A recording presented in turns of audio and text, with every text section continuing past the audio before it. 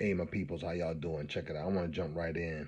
I've been preparing my documents for the N word from slavery to hip hop. It's a lecture I've been doing well over a decade. Thank you to the different organizations, churches, universities that have brought me out to speak. We're gearing up for next year, so I'm getting all those documents together. And I got some new slides and new things I'm adding. I'm gonna show you off a few of those today. The interesting thing that I've been kind of peeping as I looked at the best rap albums of 2023, and as I'm looking at those artists, I'm thinking about this pie chart that I normally show. I usually show how the major labels control 80% of the entire industry. As I'm looking at these charts, I'm like, oh, wait a minute. So this was 2006. I'm gonna show y'all this little chart, and pretty much they control 86% of everything that we consume and everything that we hear and know about. That's there. But then I look at, and people say, well, okay, now it's 2023. We have all these independent artists. A lot of people are getting away from the majors. And I'm still looking at these numbers. They still own 83. They still own and control 83.5% of everything. The top selling rap artists of 2022, a majority of them are still in the major players. Their music is coming through Universal some way or another. And but then when you go to Spotify and you look at the Spotify the top 10 rap artists, most of those are coming through Universal some way or another.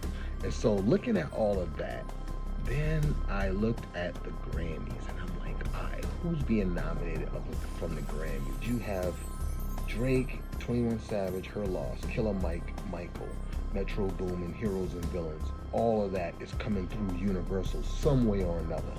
And then you got Nas, King's Disease 3, and Travis Scott's Utopia. And both of those records are some way or another coming through Sony.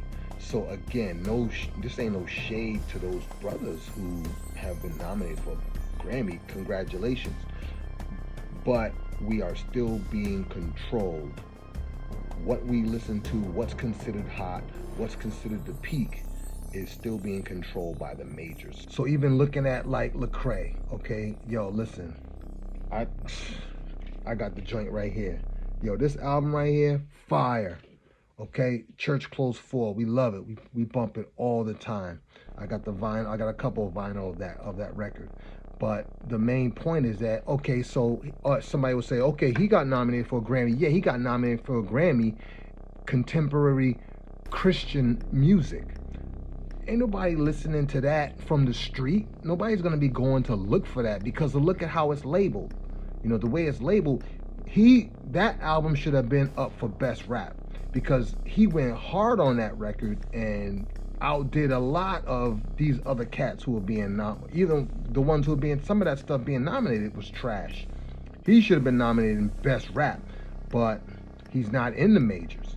And so they throw him in a Christian music, contemporary Christian music vault, if you will. When you think of how rap started, when rap started, there was no such thing as Islamic rap. If you listen to Public Enemy said, a follower of Farrakhan. Don't tell me that you understand till you hear the man. When you think of Rakim, he says, all praises due to Allah, and that's a blessing. Like, when these raps came out, they weren't considered Islamic rap because they were mentioning that. So why is Lecrae being tossed into a category that's called contemporary Christian music? Because you already know that the majors are in control and they have these sub-genres that have been created as less than. So we just got to watch it. We're coming, more coming.